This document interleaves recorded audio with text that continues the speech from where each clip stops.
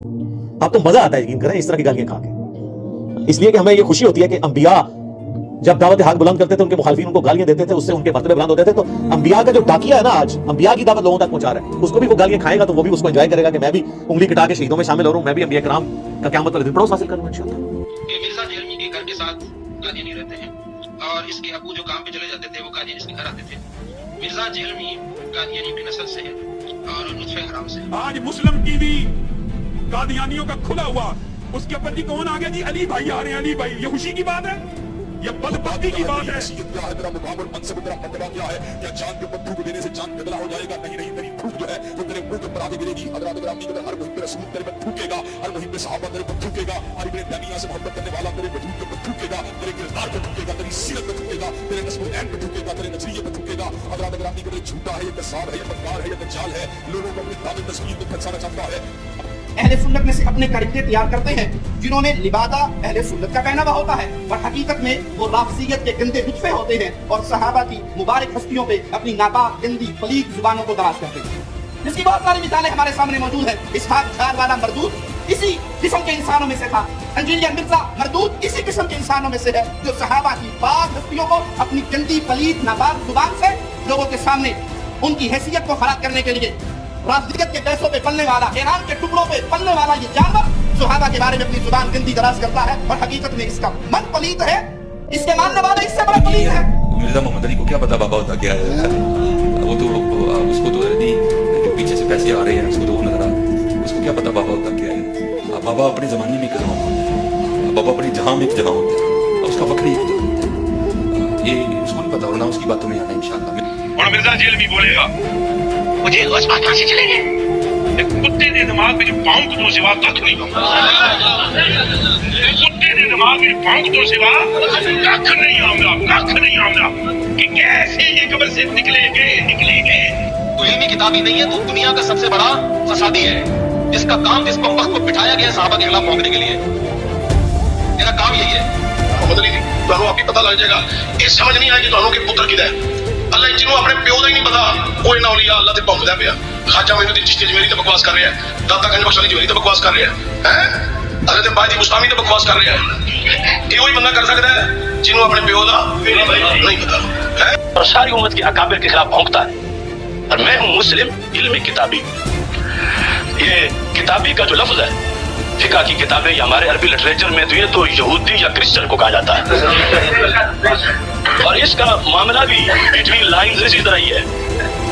یہ کتابی ہے، ہر کسی بھی بولتا ہے، ہر کسی بھی بولتا ہے، اندر رافضی شیعہ ہے اور لسٹ لے آ کے بیٹھ جاتا ہے۔ مسئلہ number 191B، 191A، 191C۔ Engineer ہے نا، یہ بھی سی ڈی پڑھ کے آیا ہے نا، یہ بھی سی ڈی پڑھ کے آیا بے خوب۔ جہلم میں مذہبی اسکالر انجینئر محمد علی مرزا قاتلانہ حملے میں زخمی ہو گئے۔ پولیس نے مقدمہ درج کر کے 2 ملزمان کو گرفتار کر لیا۔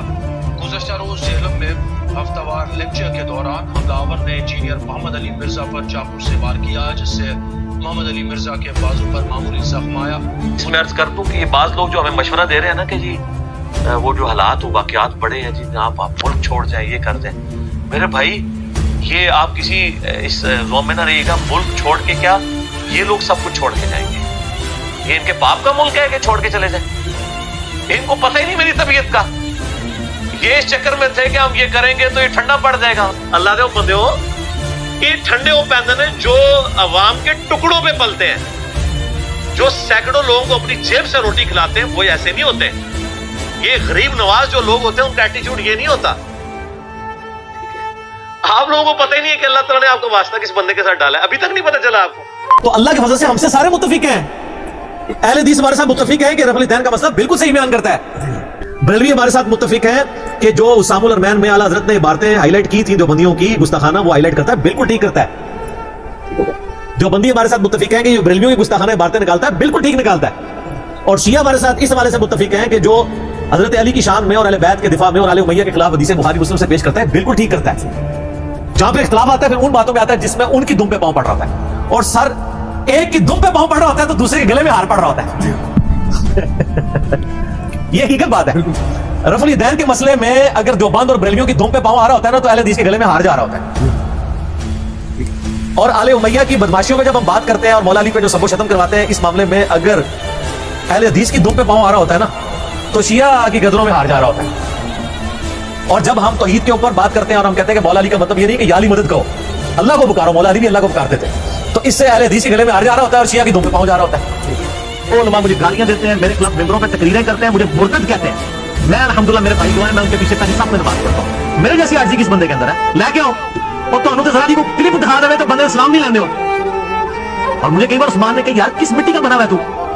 میں کہتا ہوں یار اللہ کے بندے یہ جو کچھ تقریر کر رہا ہے نا یہ اسی جمعے میں اسی بلڈنگ میں دفن ہو جائے گی، کسی کو یاد بھی نہیں ہوگا، لیکن ہم تو پوری دنیا جانتی ہے، ہم کیوں کسی کے ساتھ منگا لیں؟ اگر رسول اللہ کی محبت کا نام بریلوی ہونا ہے، اگر غلوف کے درجے میں نہ ہو تو میں بریلوی ہوں۔ اگر صحابہ کرام کے دفاع کا نام دیوبندی ہونا ہے، غلوف کے درجے میں نہ ہو، معصومیت کلیم نہ کر دی تو میں دیوبندی ہوں۔ اگر کتاب و سنت کو ماننے کا نام اہل حدیث ہونا ہے، اور یہ میرے آنے سے پہلے اب تو کتاب و سنت سے ہٹ چکے ہیں، تو میں اہل حدیث ہوں۔ اور اگر اہل بیت کی محبت کا نام غلوف کے درجے میں اگر نہ ہو، جس میں صحابہ کرام پہ سب و شتم نہ کیا جائے، خلفائے ثلاثہ کی توہین نہ کی جائے، جس طرح کہ ایران میں بہت اسٹرکٹ ہے اس میں معاملہ، اس کا نام شیعہ ہونا ہے، شیعہ۔ یہ صرف سمجھانے کے لیے میں تو جو ہوں آپ کیا کہ نام ہے بابی، نام ہے بابی، میں ہوں مسلم علمی کتابی کہ the damage has been done۔ جو میں اپنی زندگی میں آپ کے فرقوں کے ساتھ کر سکتا تھا نا وہ میں آج کی ڈیٹ میں کر چکا ہوں۔ جو ڈیمیج آپ کو پہنچنا تھا آپ کے صدیوں کے کھڑے ہوئے فرقوں کو وہ پہنچ چکا ہے۔ اب اس ڈیمیج کی ریکوری کا میری زندگی یا میرے ملک میں رہنے یا نہ رہنے سے کوئی تعلق نہیں۔